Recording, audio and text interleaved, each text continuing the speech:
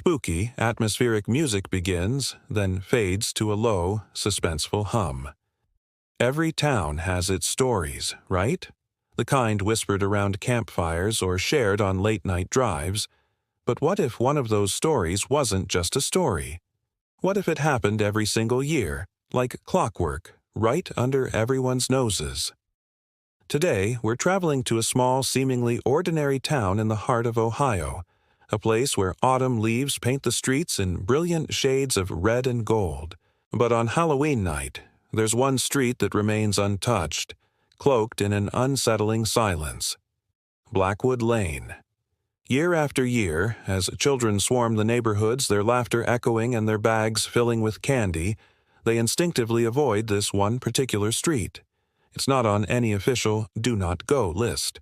There are no signs or barriers.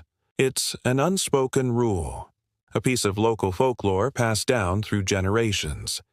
The children say the street just feels wrong. The air gets colder. The playful sounds of Halloween night fade into an eerie hush, and the houses, though decorated, seem to watch you with empty eyes. The legend of Blackwood Lane is as old as the town itself. The story goes that decades ago, on a particularly foggy Halloween, a group of trick-or-treaters ventured down the lane, determined to be the bravest kids in town. They were never seen again. Well, that's the most dramatic version. The more common, and perhaps more chilling version is that those who do brave Blackwood Lane don't come back the same. If they come back at all. This isn't just a ghost story.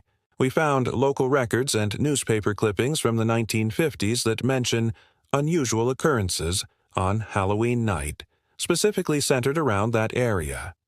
One article from the Ohio Star-Gazette in 1958 vaguely reports on several children who became disoriented and lost for hours, only to be found wandering near the edge of town with no memory of where they'd been.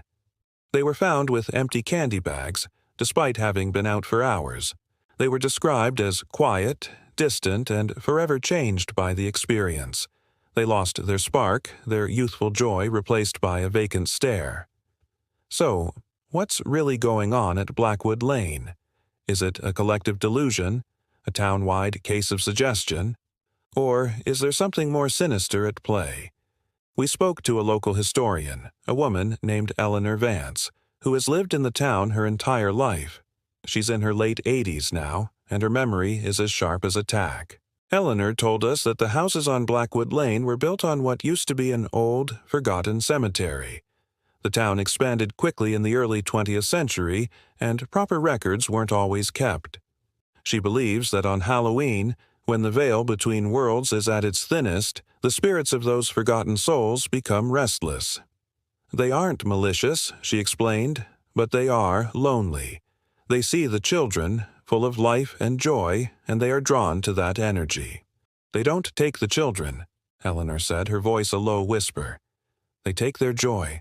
They feed on their laughter, their excitement. It's why the kids who come back are so hollow. They've had their happiest memories of the night siphoned away, replaced with a deep, inexplicable sadness. This theory is bone-chilling. Imagine a street that doesn't steal your life, but steals your happiness. It explains why the children who return can't explain what happened. How do you describe an invisible theft of emotion? How do you tell your parents that the house with the smiling pumpkin didn't give you candy, but instead took a piece of your soul? You can't, so you stay silent. We decided to look into the residents of Blackwood Lane. Who lives there now? It turns out the street has a remarkably high turnover rate. Families move in, drawn by the beautiful old homes and quiet atmosphere, but few stay longer than a year or two.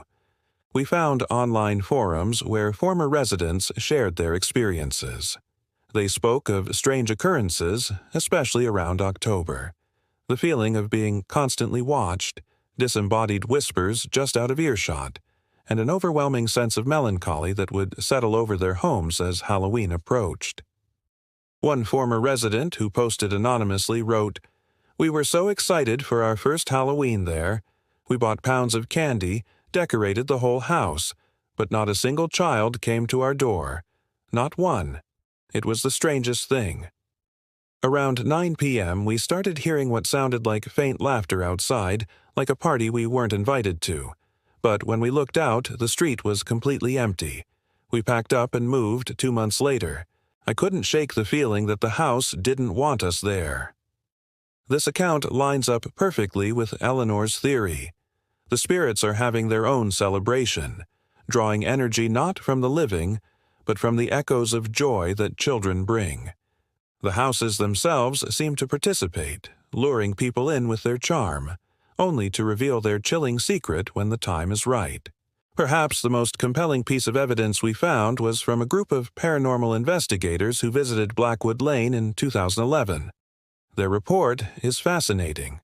They documented significant EVP, or electronic voice phenomena, with recordings of what sound like children's laughter and faint calls of trick or treat, when no children were present. Their thermal cameras picked up inexplicable cold spots moving along the sidewalks, the exact size and shape of small children. They concluded that the street was a site of significant residual spiritual energy, a sort of endless loop of a long-forgotten Halloween night. The investigators also reported a strange equipment malfunction. All of their devices that recorded time began to run slow. Over the course of the 6 hours they were on Blackwood Lane, their clocks and watches lost a total of 37 minutes. It's as if time itself gets warped on that street, further blurring the line between the past and the present. So, every year, the children of this small Ohio town continue their tradition. They follow an invisible map, their paths weaving through every street but one. They don't know the full history, the newspaper articles, or the paranormal investigations. They only know what their senses tell them. Stay away from Blackwood Lane. It's a place where the treats are your own happy memories. And the trick is that you never see it coming. The greatest horror isn't always a monster jumping out of the shadows.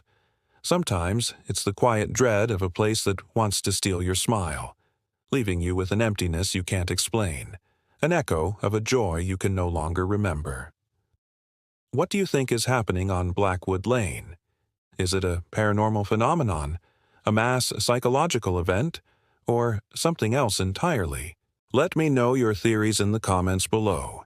And if you have a local legend from your own hometown, I'd love to hear it.